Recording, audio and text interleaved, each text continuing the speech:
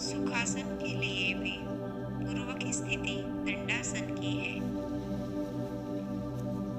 दंडासन में बैठने के बाद अब किसी एक पैर को, जैसे पहले बाएं पैर को मोड़कर दूसरी ओर के नितंब माने कि दाहिने नितंब के नीचे रख ले। अब दूसरा दाहिना पैर मोड़कर पहले नितंब के नीचे माने बाएं नितंब के नीचे रख ले। ऐसा करने से दाहिना पैर बाएं नितंब के नीचे रहेगा और बायां पैर दाहिने नितंब के नीचे रहेगा। यह स्थिति बिल्कुल वैसी ही है जैसी पालकी मारकर बैठने पर होती है। दोनों हाथों की हथेलियों को घुटने पर टिका ले। मस्तिष्क, गर्दन और रीढ़ की हड्डी बिल्कुल सीधी एक रेखा में कर ले। आंखें बंद कर ले और जहाँ तक हो सके सुखपूर्वक बैठ सके तब तक इसी आसन में स्थिर बैठे। इसी को सुखासन कहते हैं। जिन लोगों से पद्मासन नहीं होता है वह लोग इस आसन में बैठकर जप ध्यान आदि कर सकते हैं। इस आसन के अभ्यास से मन शांत और एकाग्र करने का अभ्यास होता है।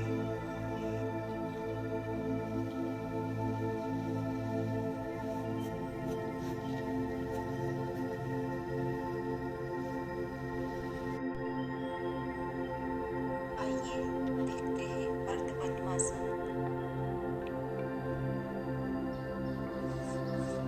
प्रथम दंडासन में बैठे, दोनों पैर आगे की ओर फैलाकर रखें और दोनों हाथ नितंब की बाजू में रखें। ये दंडासन की स्थिति है। अब बाएं पैर को मोड़कर दाहिने नितंब के नीचे रख लें और दाहिने पैर को मोड़कर बाईं जंघा के ऊपर रख लें। दोनों हाथों की हथेलियां ऊपर आकाश की ओर रहे, इस प्रकार से बायां हाथ नीचे और दाहिना हाथ उसके ऊपर। ऐसे दोनों हाथ गोद में पैरों के ऊपर रख लें। गर्दन, रीढ़ की हड्डी और मस्तिष्क एक सीधी रेख में कर लें। दृष्टि सामने किसी एक बिंदु पर टिकी हुई या फिर आंखें बंद कर लें। अब जहाँ तक हो सके सुखपूर्वक स्थिर रह सके इस अवस्था को बनाए रखें। यह अर्ध पद्मासन की स्थिति है।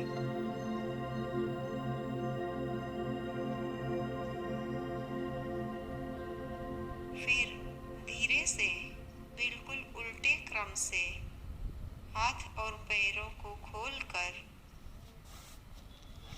मूल स्थिति में आए।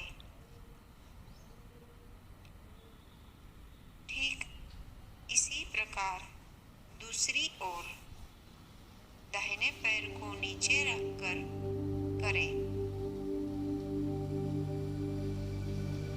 जो लोग पद्मासन नहीं लगा सकते हैं उनके लिए यह आसन उपयोगी है।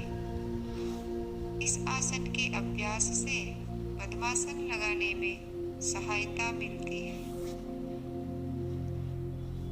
ध्यान, जप और प्राणायाम की अवस्था प्राप्त करने में यह आसन सहायक होता है। हर कोई व्यक्ति अपनी क्षमता के अनुसार यह आसन कर सकता है।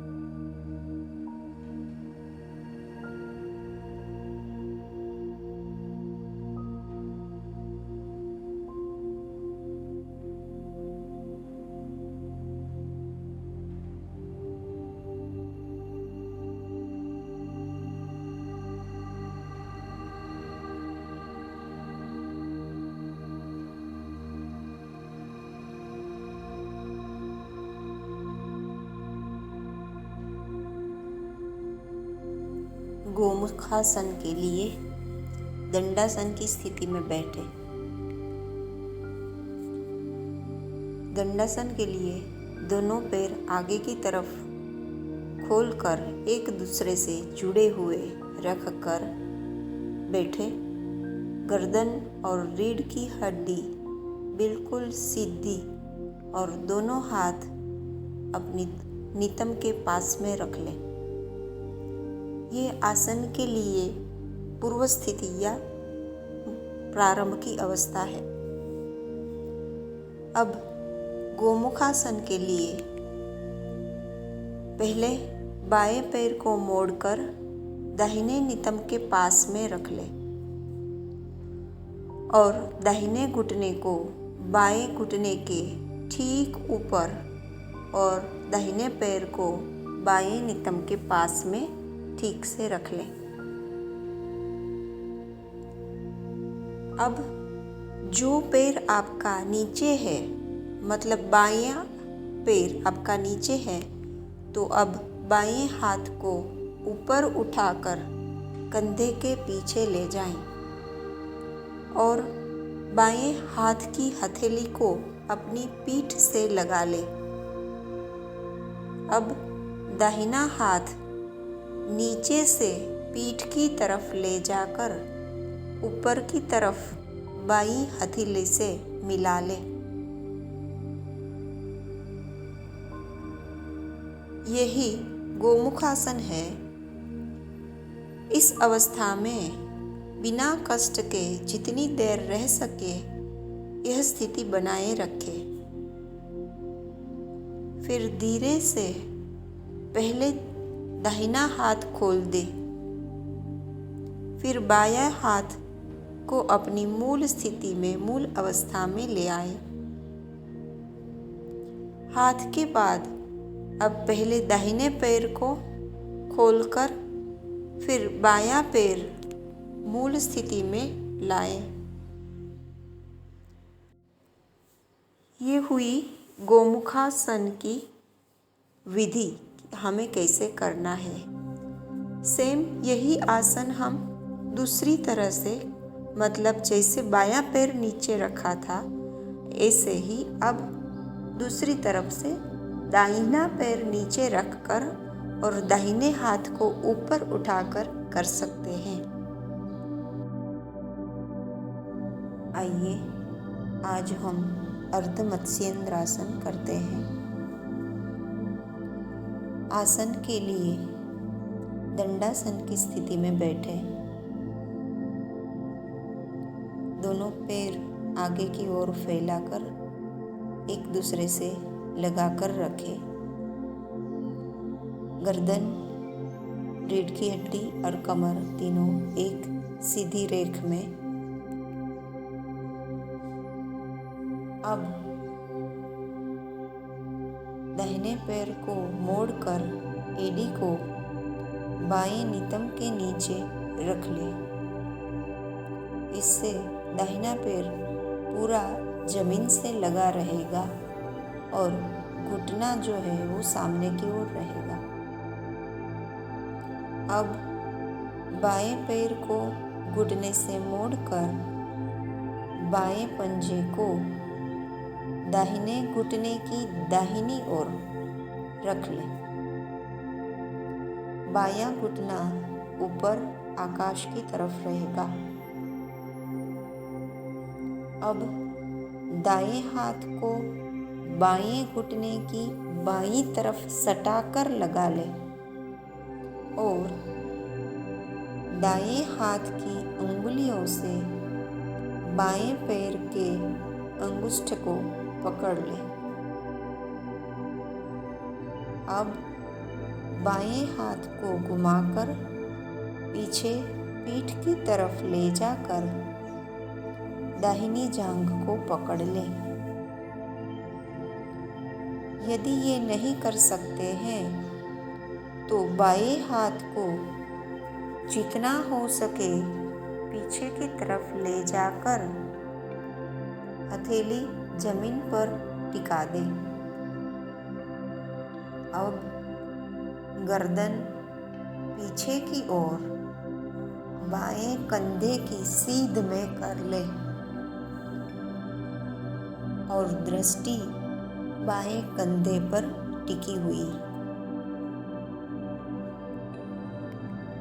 जितना हो सके इस अवस्था को बनाए रखें।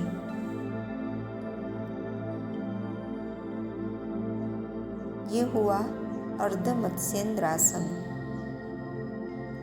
अब धीरे से हल्के से गर्दन को सीधा कर ले। बाएं हाथ को बाईं नितंब के पास लाके रख ले। अब दाहिने हाथ को खोलकर दाहिने नितंब के पास रख ले। फिर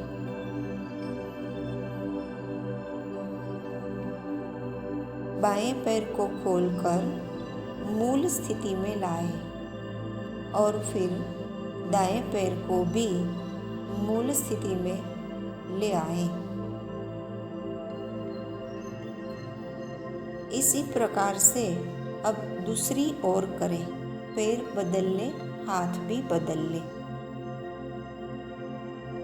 ध्यान रहे, आसन करते वक्त किसी भी प्रकार की जल्दबाजी ना करें, ना ही किसी प्रकार की खींचातानी करें। बिल्कुल धीरे धीरे करने पर आसन ठीक तरह से होगा और कोई कष्ट भी नहीं होगा। जिनको ये आसन करने में कठिनाई हो वह पहले पश्चिमोत्तानासन का अभ्यास करें और जिसको किसी को भी यदि रीढ़ की हड्डी का या सर्वाइकल और स्पॉन्डिलाइटिस या फिर डिस्क स्लिप डिस्क का कोई प्रॉब्लम है तो वो ये आसन डॉक्टर की सलाह के अनुसार ही करें। किसी को साइटिका या पैरों की या और कोई भी नसों की बीमारी है तो वो भी ये आसन करने से पूर्व डॉक्टर की सलाह अवश्य ले। इस आसन के करने से रीढ़ की हड्डी को अच्छा व्यायाम मिलने से वह मजबूत और लचीली होती है। पेट के अंदरूनी अवयवों का मसाज होकर उनकी कार्य करने की क्षमता बढ़ती है। चाहे वो आंतें हो, कलेजा हो, गुर्दा हो या तिल्ली, सभी अवयवों की कार्य करने की क्षमता बढ़ती है। पाचन ठीक होकर अजीर्ण और कब्ज दूर करने में ये सहायक होता है।